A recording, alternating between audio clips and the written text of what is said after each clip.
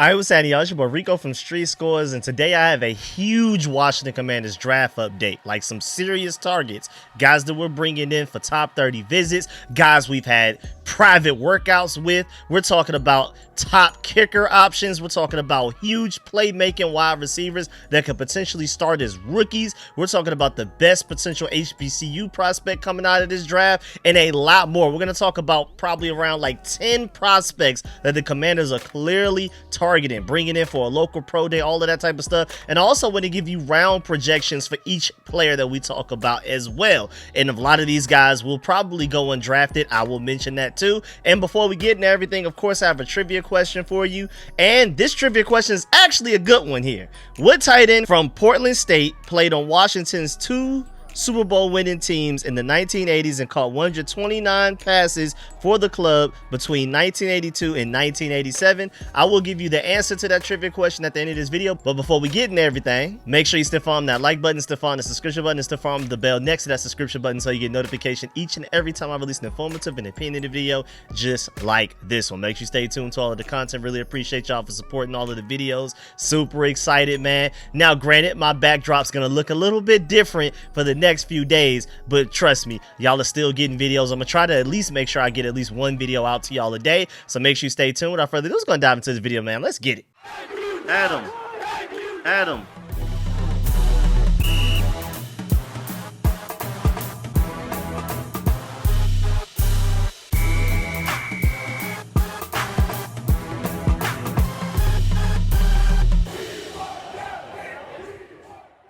All right, so let's start with this kicker situation, and the Commanders are for sure like 100% doing their serious due diligence on kicker options in this draft process. We've met with several of them, and thank goodness, man. And right now, recently updated on April 1st, the Washington Commanders are working out one of the best kickers in the entire draft. The Commanders are holding a private workout with Miami kicker Andreas Borregales. I hope that's how you pronounce that. And just to let you know, special teams coordinator Larry Izzo was at Miami University with Borregales, who is arguably, again, the top kicker in the class. And it looks like we're trying to bring in some kicker competition to join Zane Gonzalez. Mind you, last year we had 4 different players attempt kicks for us last season. That's not even including the kickers that we brought in like during training camp and throughout the offseason that were actually practicing with us OTAs. I mean, of course, the whole Brandon McManus situation, insane. But just during the regular season alone, we had 4 different guys kick for us. And then Zane Gonzalez ultimately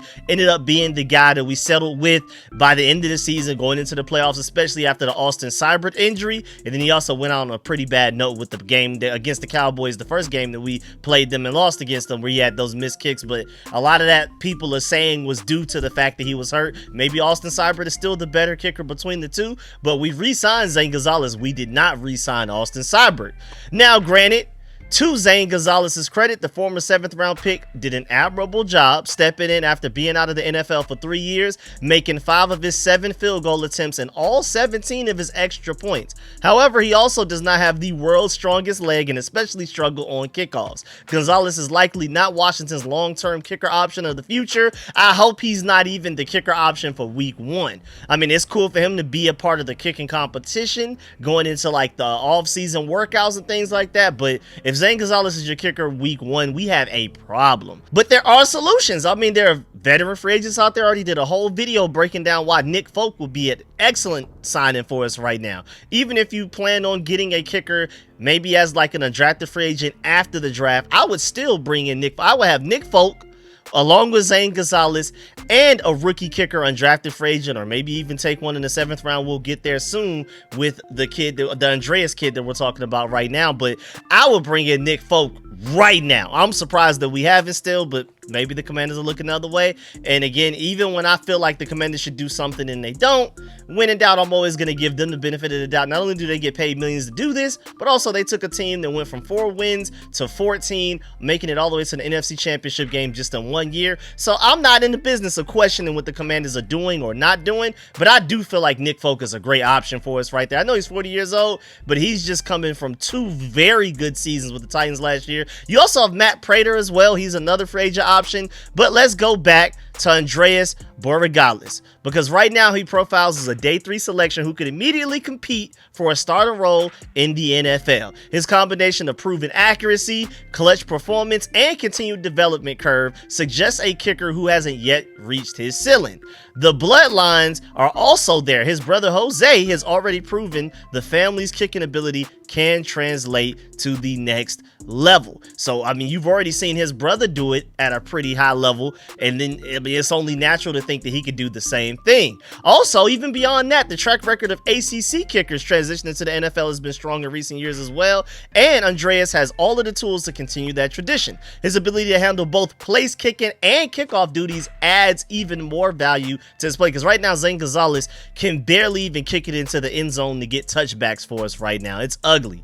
So it's really nice to potentially bring in a guy that can not only make field goals for you, but he could also take over as your starting kick returner. We need all of that wrapped into one package. Now, he does lack a little bit of leg strength. Like, if you had to worry about one thing with him, it's probably leg strength. But Zane Gonzalez has no leg strength, and Andreas has at least a little bit more than his. It's nowhere near a Joey Sly, but it's more than Zane Gonzalez. And so that is still like a somewhat of a question mark as to like how consistently he can get touchbacks on kickoffs, but at least I'm expecting him to do it more often than Zane Gonzalez. But look for him to find early success in a dome or warm weather environment where his precise mechanics can shine. Now, we may not necessarily be one of those environments right now. We don't have a dome, not just yet, maybe 2030 or sometime shortly after that, maybe we'll have a dome.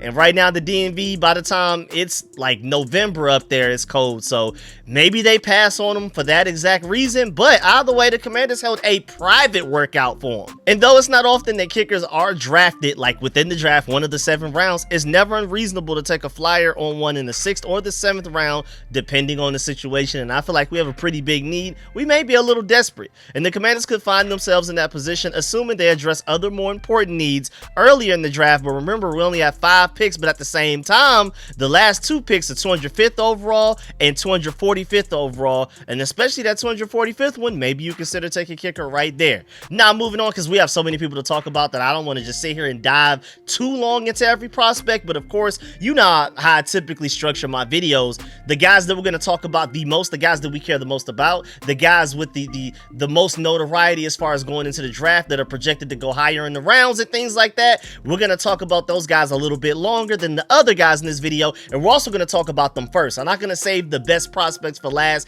to force y'all to watch my entire video. We're going to talk about the top kicker available who could potentially be Andreas, because we have a big need there. Now it's time to move on to 2 playmaking wide receivers that the Commanders could strongly consider drafting day 2, maybe even day 3, we'll see. And both of these guys have the potential to contribute immediately. Like, these are not you draft them and then you wait and see what can happen their rookie season, like kind of like how Luke McCaffrey did us last year, where we drafted him on potential and he didn't give us much as a rookie. I'm expecting both of these guys, if we get them in the draft, they're going to contribute immediately, way sooner than Luke McCaffrey did for us. I'm hoping Luke McCaffrey is ceiling. Hopefully he can grow and develop into a guy that they expected him to be when they drafted him. But he didn't give us much as rookie season. I'm expecting these 2 wide receivers we're about to talk about to be able to come in and catch passes for Jaden Daniels immediately and be a part of this. Terry McLaurin, Deebo Samuel, you could probably throw Noah Brown, whoever other receivers you want to throw into the mix receiver core that we have going right now. Well, the following teams held formal meetings with Iowa State wide receiver Jalen Noel in Indianapolis. You have the Commanders, the Seahawks, and the Texans. He's an explosive receiver with short area quickness, and he's going to be a difference maker, as reported by Justin M. The Commanders attended the NFL Combine to put eyes on some of the top prospects in the draft and came away impressed with a productive slot receiver in Jalen Noel, whose draft stock is really skyrocketing right now. At first, he was seen as like a day 3 guy, and we're going to talk about Chris Sims soon, but Chris Sims had him ranked as his number 4 receiver out of this entire draft. So now more and more people are starting to talk about him, watch his tape, and he's starting to rise further and further in the draft projections, but we'll get there later. But they were so impressed with what they saw at the Combine that they decided to host a formal meeting with him while at the combine. Whatever he did at the combine, they were like, okay, that's impressive. The relative athletic score he was able to put up with his testing, the drills that he ran and things like that. And they were like, all right, bet. We feel like we need to have a formal sit down meeting with this guy, with our coaching staff, front office, whoever's a part of our formal meetings. They wanted to make sure they isolated him and met personally with him in a private location at the combine in Indianapolis and things like that. So there's clear interest there. And Noel was a very productive wide receiver at Iowa State who primarily played in the slot and brought in 80 catches for 1,193 yards. That's 14.9 yards per catch and 8 touchdowns in 2024. And mind you, that slot position, you could argue, is still probably a need for this team. I like Noah Brown as like a bigger Z option, maybe a tall Z option. And I think Deebo Samuel is going to be used as such a weapon out of the backfield screens. You know, how we used De'Ami Brown last year outside of like the deep ball game. Just take all of the behind the line of scrimmage stuff from De'Ami Brown last year. I think that's going to be De'Ami Brown to the point that it's hard to say he's going to be like your starting slot or your starting Z. Like he's just going to be out there all of the time. He'll even be lined up in the backfield next to Jaden Daniels or even behind him sometimes. Cliff Kingsbury will get creative like that. And then of course Terry McLaurin is your X. You can make an argument that we still need like a true starting pure slot wide receiver. Again, Deebo Samuel's going to be on the field a lot. Don't get it mistaken that even though he's not a pure X, pure Z, or pure Y, he's going to be on the field the second most out of our receiver core.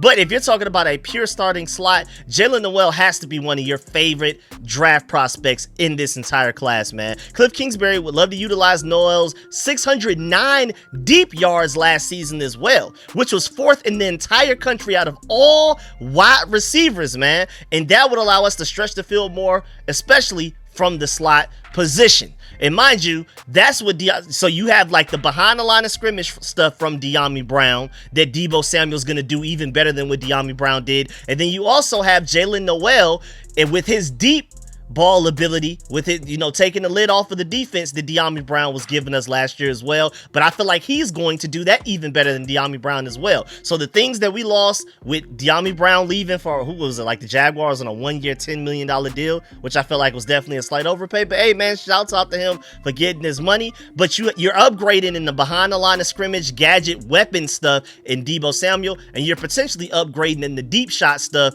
as far as being a deep target, taking the lid off of the defense, and Jalen Noel. It may not necessarily be packaged all into one player, but you've definitely upgraded there potentially if you end up somehow coming away with Jalen Noel. The former Cyclone is measured in as 5'11", 200 pounds. That's not that small.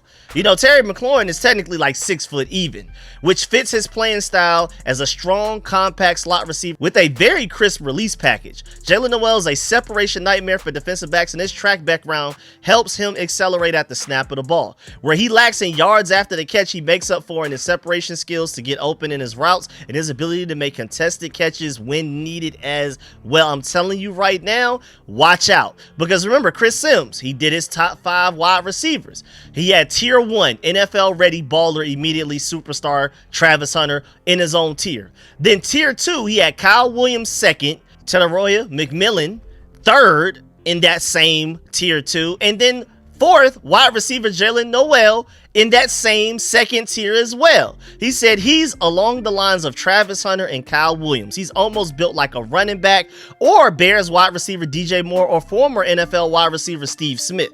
He has suddenness and twitchiness that really rivals anyone in the draft. He's a slot receiver, but he's also a weapon, and because of his speed and strength, he can play outside. He accelerates out of the break really well. I wish his hips were looser, but I look at this guy as a big-time yak guy, and because of his strength, he's a downfield threat, which is interesting. I didn't see, I think there's some yak potential to him, but when I watched him, I didn't think this guy was like Deebo Samuel or even necessarily DJ Moore, Steve Smith after the catch, but I can see those comps a little bit, but I definitely see the deep down the field threat ability to him. I see big playmaker, 60-yard bombs type of guy when it comes to Jalen Noel. That's my vision for him. And to me, again, I feel like at the very least you're getting a De'Ami Brown upgrade. Chris Sims feels like he presents to you the behind the line of scrimmage stuff that De'Ami Brown does as well. I see him more so as a pure deep threat, especially out of the slot, and a guy that can separate underneath as well. Like this guy can stay on the field any situation and go out there and make plays. But my point is, if you like how Cliff Kingsbury and Jaden Daniels were able to get greatness out of De'Ami Brown against Tampa Bay and Detroit in the playoffs, then this guy is an even better version of that for sure. Higher ceiling, and I would honestly even say a higher floor when you're talking about De'Ami Brown coming out of the draft compared to Jaylen Noel coming out of the draft. I just like him as a draft prospect just more, just in general.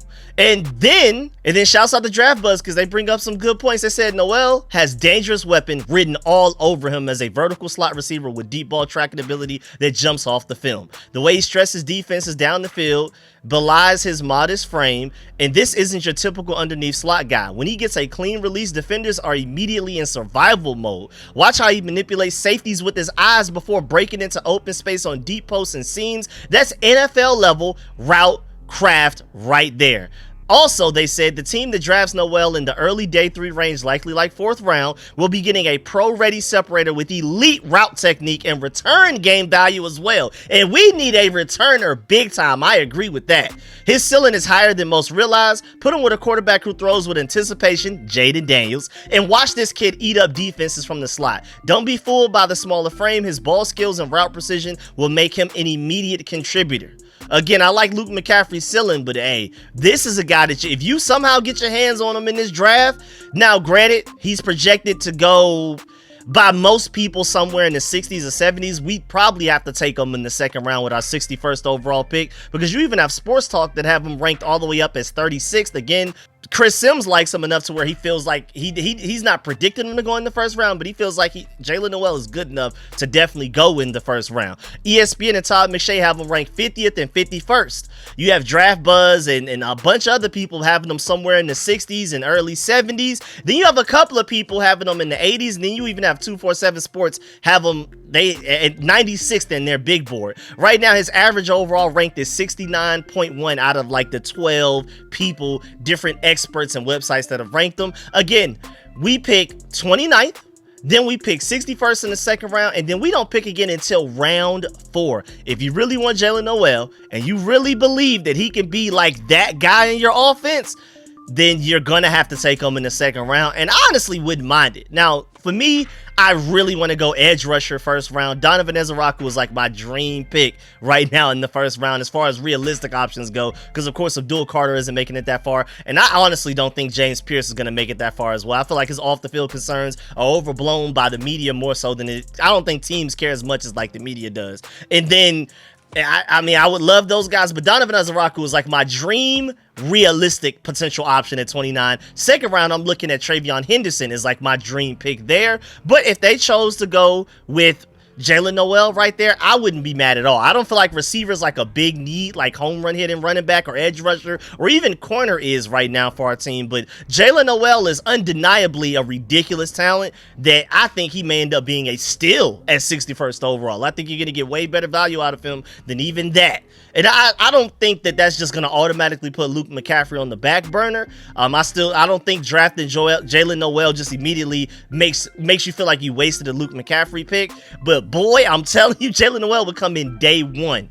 Immediate 500-600 yard receiver for us as a rookie. I'm telling you right now, and I feel like that's a floor. Even with Terry McLaurin, Deebo Samuel, and Noah Brown, a lot of y'all are fans of Michael Gallup as well. I can still see him going out there and getting enough touches to where he's out there getting 500-600 yards as a rookie. Now, moving on to the next wide receiver. The Washington Commanders also held a private workout with wide receiver Xavier Restrepo earlier this week.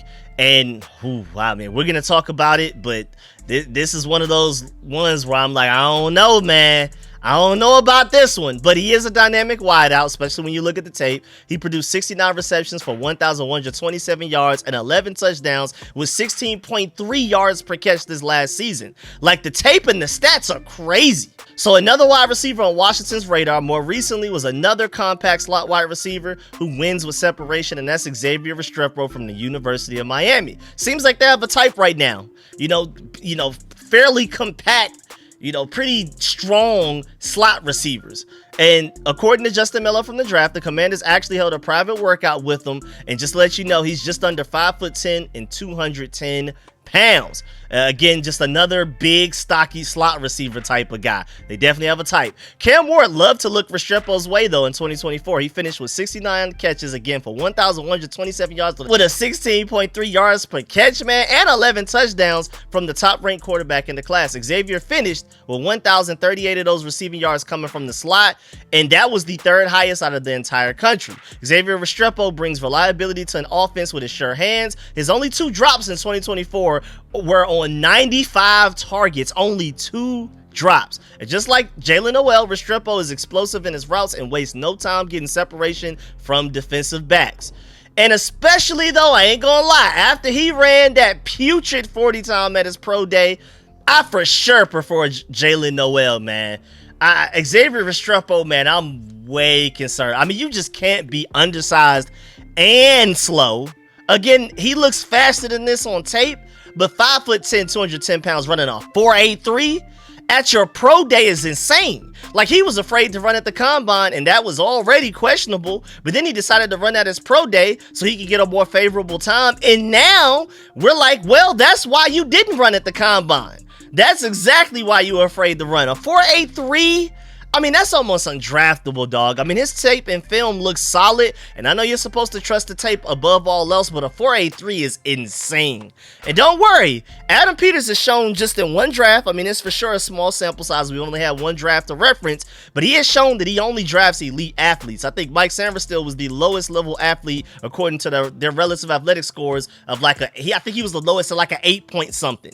Whereas Xavier Restrepo finished with a 2.9, just fully red, generally around his almost entire relative athletic score chart, man. And I think that completely takes him off of Adam Peters' board because of that. I'm assuming they probably had that private workout with them just to see like, hey man, ain't no way you're actually that slow, dog. It just ain't no way you're actually for real that slow, but we'll see. Now moving on to another wide receiver. Shouts out to Ryan Fowler for reporting this one. He said, just hopped off the phone with Memphis wide receiver Rock Taylor, a favorite for a lot of teams in day 3 of the wide receiver bucket, where he had one of my favorite quotes of the cycle so far in regards to contested catches. He said, quote, "It ain't a 50-50 ball, it's 100% my ball. I got a family to feed, and if that defensive back is trying to stop me and trying to get where I want to get, that's a problem. It's 100% mine every time the ball is in the air," unquote. I do like that quote. The fact that he's looking at DBs like, you're stopping me from eating and from me being able to feed my family. I love that mentality. That's a guy that's going to work his tail off, give 110% every snap. He's taking it personal every time there's a 50-50 ball up there. But he is 6'3", and he met with the Commanders and 49ers recently, and also even has a virtual meeting scheduled with the Cowboys. So there are several teams already reportedly interested, and we're one of them.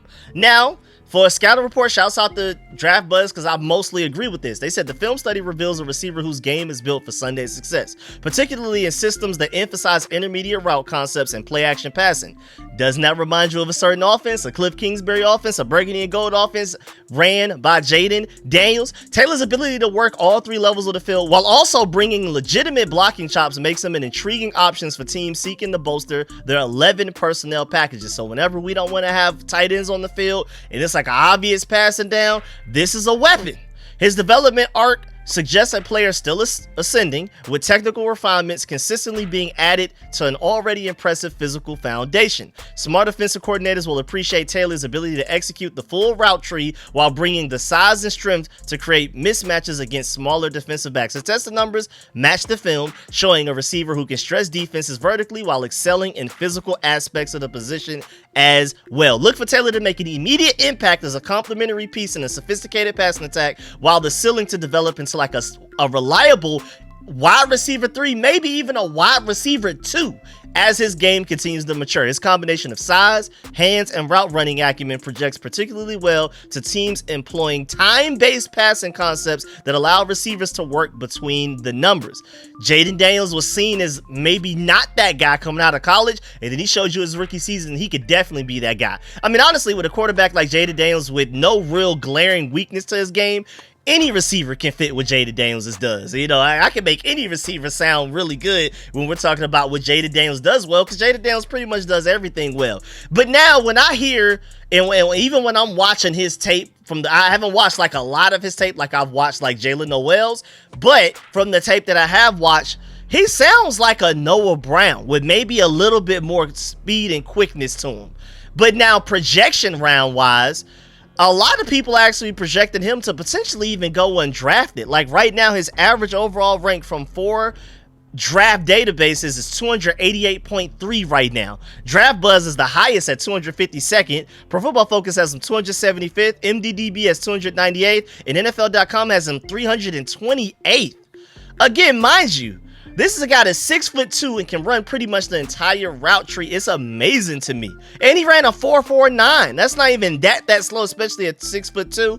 But I don't know. People are just sleeping on him right now. You may be able to get him as an undrafted free agent, but if you don't want to take that chance, you may want to go ahead and snag him in the 7th round. Now, also moving on, the Commanders also went on and hosted a 2-time All-ACC edge rusher for a top 30 visit. Now, this is strong interest here. This isn't just a private workout. You're limited to how many top 30 visits you can have. You can only have 30 of them out of this entire draft process. You can only bring in 30 draft prospects to Ashburn, and to have the whole visit, watch film, get their measurables, check the medicals, all of that type of stuff. You can only do that 30 times. They use one of them on this guy. So you know there's serious interest right here with edge rusher Ashton Jalade, I hope that's how you pronounce that, the defensive end / edge from Louisville. Shouts out to my boy Ken Johannesson for reporting that. And if you take a look on the screen right now, I mean, enough said, bro. This is an Adam Peters draft pick right here. A 9.75 relative athletic score out of 10. That ranks him 52nd out of 2,012 defensive ends drafted in the NFL since 1987. That is insane athleticism. Right now, the only thing you can say is that he's slightly undersized. I mean, 6'2.5" is very short for a defensive end. And then 264 pounds, I mean, you can make that work, but that's still a little undersized. But the explosion, great. The speed, elite. The agility, great as well. And when you watch the tape, it shows. It definitely shows. I mean, I'm showing you the highlights right now. This guy plays way stronger than his size suggests, man. I mean, you're seeing in these highlights some real strength and power in this guy. But then also with the testing, you can tell that he can even run around tackles if you need him to. So this is potentially like a developmental pass rusher type of guy I'm seeing right here with a crazy high ceiling based off of his elite athleticism. I'm really interested in him, man. And this is also the second Louisville player that the Commanders have hosted for a top 30 visit. So they're particularly interested in Louisville guys, because remember, we had a top 30 visit with cornerback Quincy Riley from Louisville as well. I already reported on that, did a full breakdown of what round he may go. I gave you an NFL comp and all of that type of stuff. So go check out that video that came out like probably sometime last week. But on paper, Jalade seems like the ideal player for Washington general manager Adam Peters and head coach Dan Quinn. Jalade played 4 years at Louisville, appearing in 51 games with 38 starts after recording 11 sacks and 15 tackles for loss as a junior in 2023. I mean, technically his production did go down in his senior season going into 2024, where he finished with 4.5 sacks and 10 tackles for loss. So that's something to, show some slight concern. Again, as a junior, he had 11 sacks. So people were expecting a lot more production from him the following year, this most recent season for him. But I mean, again, the traits are there. And again, the Commanders love to draft guys that are multi-year starters. Even just last draft, we drafted several guys that were multi-year starters and played a lot of college football, even just starting with Jaden Daniels as a quarterback. They love guys that have shown they can be productive. That's why I don't see a guy like, no matter how much of an athletic freak he is, I don't see this team drafting a Shamar Stewart. You can't go out there and get 1.5 sacks or a half a sack every season, whatever it was, something ridiculous. Either he had 1.5 sacks total in 3 seasons, or just or 1.5 sacks each of those 3 seasons, which totals up to 4.5. I don't care either way. It's terrible regardless. It's ridiculously just poor production. And I know, again, doesn't matter how much of an athletic freak you are. Adam Peters loves these athletic freaks, but they also have shown that you got to be an athletic freak and be a productive multi-year starter in college. They're just not drafting you just because you run fast and move well. And Jalade does emerge as one of the most intriguing edge rushers in this class because he combines elite explosive testing numbers with refined technical skills that should translate immediately to the NFL level. His appearance on Bruce Feldman's Freak List backs up what the tape shows: a powerhouse athlete with shocking closing speed for his size. While he may lack prototypical length, again, there's that height problem, his combination of explosive power and play strength makes him a strong candidate to hear his name called potentially even as high as the second round. Now, granted, scheme fit will be crucial for maximizing Jalade's unique athletic profile. He profiles best as like a strong side end and an even front, so you're going like 4-3 defensive end, even as short as he is, because he does have a very explosive first step, and he has elite power, like strength and power. It's insane. He knows how to keep his pad level low.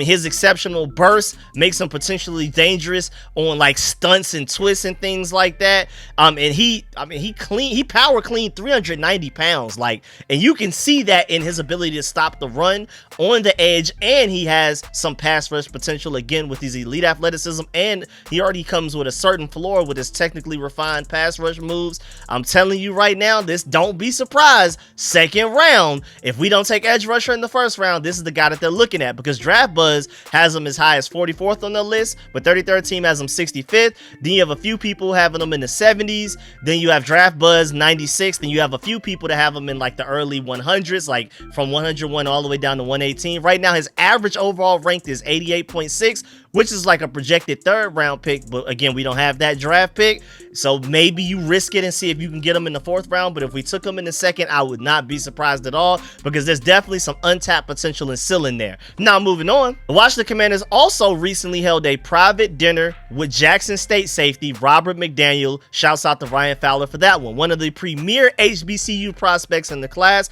arguably the best HBCU player in the entire draft prospect pool that we have for this coming up later this month.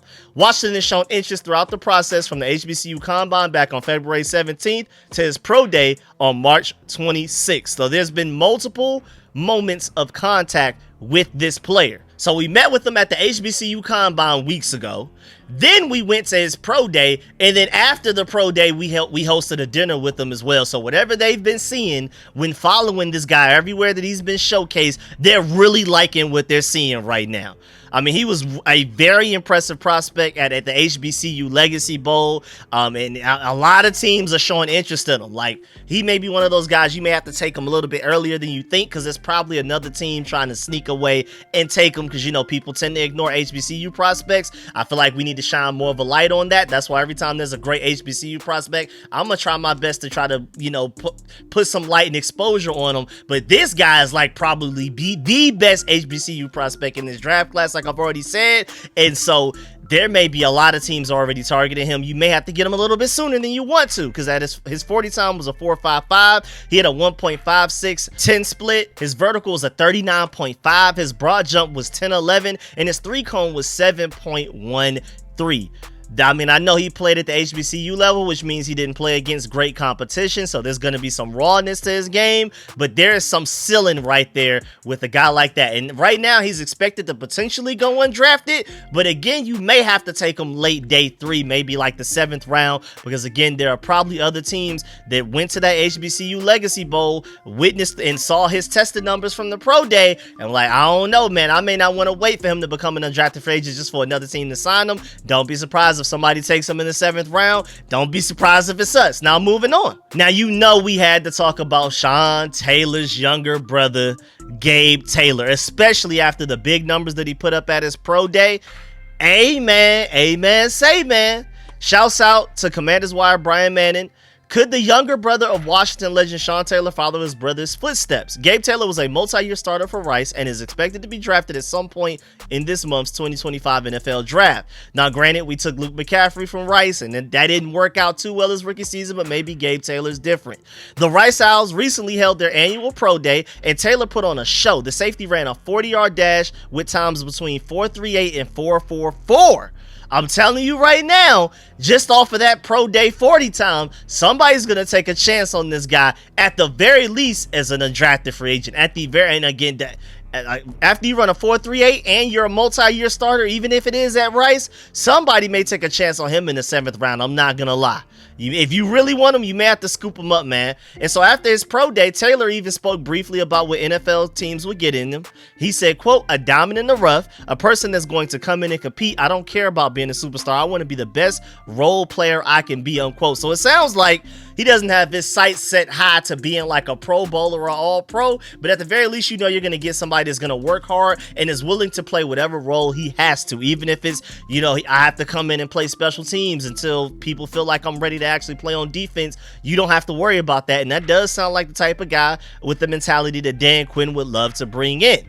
Now, that's what every NFL team, of course, wants to hear. Washington general manager Adam Peters and head coach Dan Quinn often speak of what they look for in commanders type players. They like team first guys who play fast and hit hard. And hey, one thing about Gabe Taylor, he's that. Peter also looks for who has plenty of college experience, like we talked about earlier. And Taylor has appeared in 54 games at Rice, starting 4 seasons, recording 239 career tackles, 10 interceptions, 27 passes defense, and 6 forced fumbles right now. And somebody asked him about potentially going to DC, and then he commented on that post, "It sounds good." So he clearly wants to go follow in his brother's footsteps and play for the Burgundy and Gold. And even with his impressive pro day, I mean, it's still likely that he goes undrafted, but I say why not at least bring him in as an undrafted free agent. I wouldn't necessarily say take him in the 7th round, but at least bring him in as an undrafted free agent. If he doesn't get drafted, let him compete throughout the summer, see what he can do in training camp and preseason games, and give this guy a shot, man. With that athleticism, with that mentality, and again,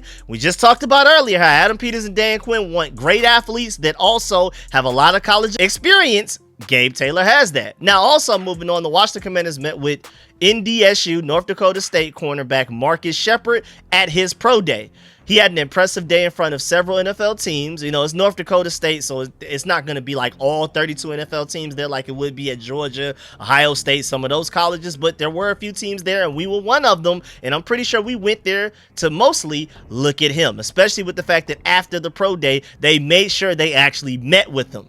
And I'm just going to let you know right now, he's more than likely an undrafted free agent target. I mean, but that's somebody with some talent. And speaking of undrafted free agent targets, we also have a linebacker from Syracuse. You have the Bills, Ravens, and the Commanders. They'll have Syracuse linebacker Marlowe Wax potentially coming in, and they're showing some interest in that guy as well. So those are 3 teams, including the Commanders, are potentially interested in that guy. So we'll see where that goes. That's also another guy I potentially see being an undrafted free agent. But I just wanted to make sure I bring up all of these names that we're interested in, that we're meeting with, that, hey, watch out. Don't be surprised if the Commanders either draft these guys or bring them in as undrafted free agents. Hopefully, when we do, it will not be the first time that you've heard those names. So I'm trying to make sure I put all of these names out there. I'm spending more time breaking down the guys that I think should go like in the 1st, 2nd, 3rd, 4th round and things like that. But even the guys that are projected to be undrafted free agents, I still want to make sure y'all hear those names. But yeah, man, that's the end of this video. Please get in the comment section. Let me know how you feel about everything discussed in the video. Please still follow that like button, still follow the subscription button, and still follow the bell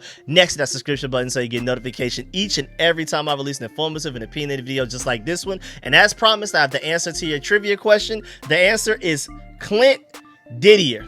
So shouts out to you. A real ball knower if you knew that answer off the top of your head. I wasn't alive to see any of that. I mean, now that I know the answer, I'm like, oh yeah, I get that. But I didn't know it like immediately when I read the trivia question. But then also, I'm so focused on all of this draft stuff. That's probably what clouded my my ability to be able to guess that. But either way, man, if y'all knew that, a salute to you. And of course, man, let me know in the comment section how you feel about all of these draft prospects that I brought up. Are there any of them that you're particularly interested in? Do you agree with any of my assessments of any of these guys, like strengths and potential draft projections and things like that? Are you willing to draft a kicker in the 7th round? Are you willing to take a flyer on Gabe Taylor potentially in the 7th round or as an undrafted free agent? How do you feel about Jalen Noel? Do you feel like the hype that he's receiving recently is like one of the 5 best wide receivers in the NFL is warranted? Do you feel like he's deserving of that level of praise? Is Xavier Restrepo undraftable for you after he ran that 4.38? Let me know how you feel about everything discussed in the video. I really appreciate y'all. I'm gonna try my best to read and reply to as many comments as possible. Leave a like on the way out. I'm gonna catch y'all later. I'm out.